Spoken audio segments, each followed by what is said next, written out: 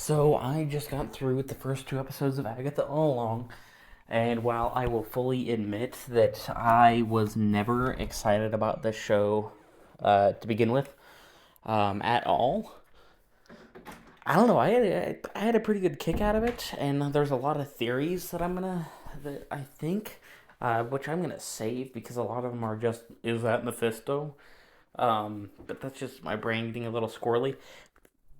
They do mention Darkheart, like that exists, which is getting a little closer to Mephisto than the last one did. So that's something. Um,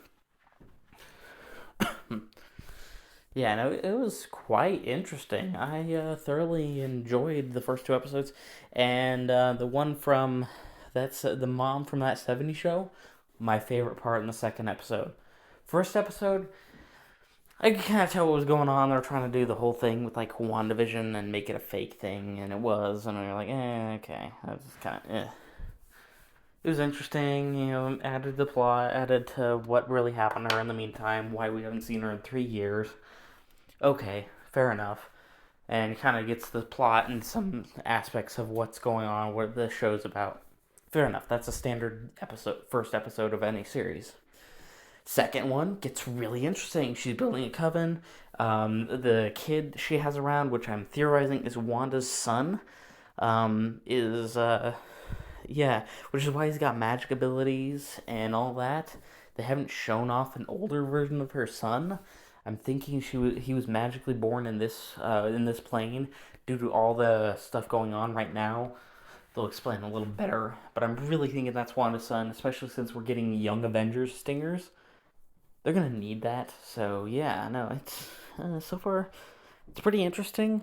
And once again, just because the mom from that '70s show is there, and I really like uh, what I'm pretty sure is Wanda's kid, the acting on those two is amazing. Agatha herself isn't bad. She's a little better than she was in WandaVision because she's a little more jokey in this one, which I kind of like. But overall, this one's pretty good. I would highly recommend watching it, at least just because it's the only Marvel content until we have Venom. And even then, I think it's going to be running for a little longer than Venom coming out. So yeah, not bad. I'm enjoying it. So I finally finished the third episode of Agatha All Along. It was really good. I like the atmosphere of the road, and they build how mysterious and how dangerous it can be to not follow the rules of the song. That was pretty fun. Alas, by the end of the episode, my favorite character from this series, the mom from that '70s show, died. Um, I can't remember what the character's name was. Just like Agatha can't, because an ongoing joke. There, I remember as Mrs. Hart, but I can't remember her real name that everyone else calls her. Um, Sorry. Yeah, no, this was a really fun episode. They name drop Mephisto directly. They name drop Mephisto and his son. Just said them, as well as Scarlet Witch being dead. She's 100% dead, which I still don't believe. I think there's some sort of magic thing that's gonna happen, probably with Mephisto. Something I don't know. They tease that what I think is Scarlet Witch's son could be Agatha's. They showed some like spooky visions, and they were spooky. I mean, that was pretty intense for being Disney. Um, yeah, no, it was good though. I thoroughly enjoyed the episode, and the series is getting interesting. I'm kind of excited now. So I just saw Agatha episode 4.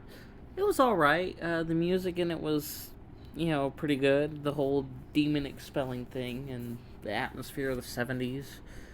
Um, Kind of sad my favorite character's gone. But it wasn't a bad episode by any stretch of the imagination. Just kind of flew by, honestly. Got a good chunk of laughs. I'm enjoying the series so far, but yeah, it's probably my least favorite episode so far. Mostly because my favorite character and one of the funniest of the bunch isn't there anymore. But like I said, still got a couple of really good chuckles, and yeah, the zesty nature between two of the characters was kind of revealed, and yeah, it was pretty freaking obvious, but yeah, a lot of zesty dialogue there. Zesty. Good episode though. So I just got through I believe it's the fifth episode of Agatha All Along. It's really good.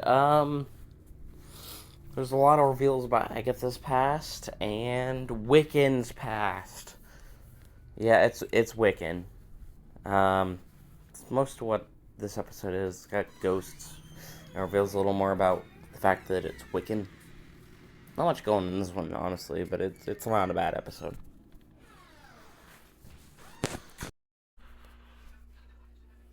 So I just got through with episode 6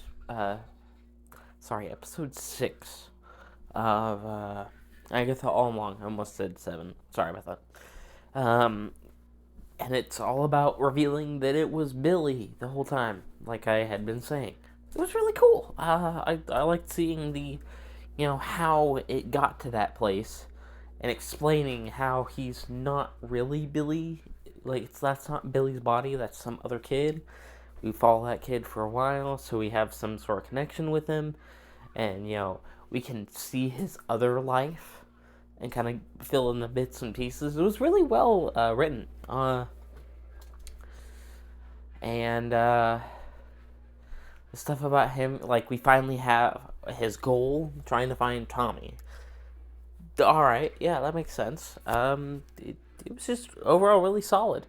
Um, I thoroughly enjoyed this one. The backstory of Billy is was an interesting one. Because of that, I would highly recommend that you guys watch the series, and it looks like this will actually be able to be uploaded right as the series is ending. So it looks like the only one being delayed is Penguin out of the two, because that one is going to take a while for me to finish up.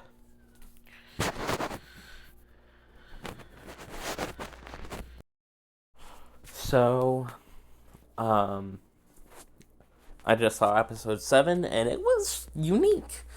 It follows the tarot reader, or tarot, tarot, tarot. There we go.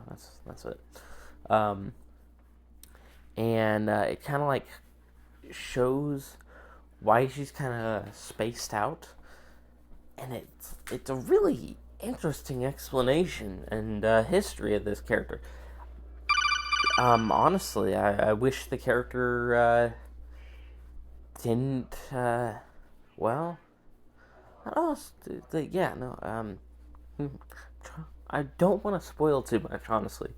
I think this is one of those episodes where I have to say just go watch it. It's hard to explain, but it's extremely fascinating, and I enjoyed the hell out of it. And if I rewatch the series, it'll make whole series, the whole series, all that more interesting. So sorry it took a couple more days than I would have thought. Mostly because I was busy with actually celebrating Halloween stuff and watching Agatha slip my mind. Um, yeah, no, this was really good. I like the revelation the road never existed, and Billy created it. That was pretty cool. The episode before that was a little weak. If you want to be honest. Actually, I like the stuff with death in that episode. That was pretty fun. The fight scenes in this were extremely weak, but the character-driven stuff was really, really good. They gave Agatha and Billy their comic looks. Agatha's comic look, she isn't alive; she's a ghost. I can dig it still though. A lot of people say comic looks aren't the best, and that's from most part, for the most part, I would have to disagree. There are some cases where I think the movies have done it better. Um, like I thought the original Black Panther look is Black Panther and Ant-Man marked improvements. Same with Vision. Some of them not so much though. Not that they're bad. Just I like the comic look a little better. And like She-Hulk, for instance, is one of them. I will take any time of the day to rag on She-Hulk because I like the run of the book it's supposedly based on, and it does not give me the same feeling as the book. And yeah, no.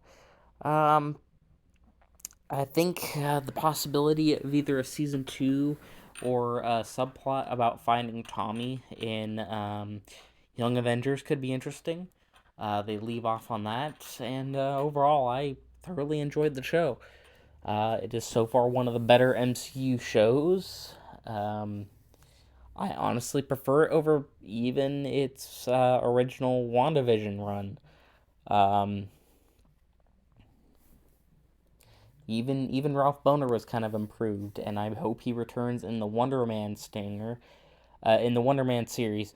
Um, I would like to take this upload at the end of this upload as a way to also talk about a bunch of the Marvel projects that have been showcased on trailers before you watch your show. Um, yeah, no, it's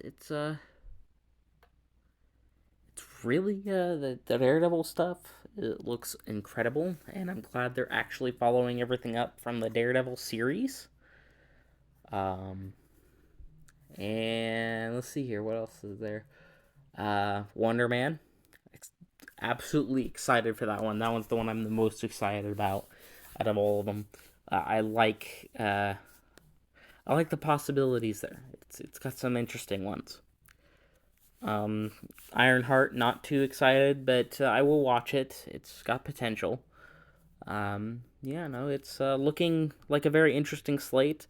Marvel Zombies, not quite interested in for the same reasons I was disappointed in the What If series, but I'll definitely be watching it. All the different Marvel shows coming out look at least okay. Um, Even this one was pretty good, and that was the one I had the worst doubts about, and this one ended up being one of the best, right next to Loki. Um, it was fun. I enjoyed it, and there's a lot of reasons to go back and rewatch it,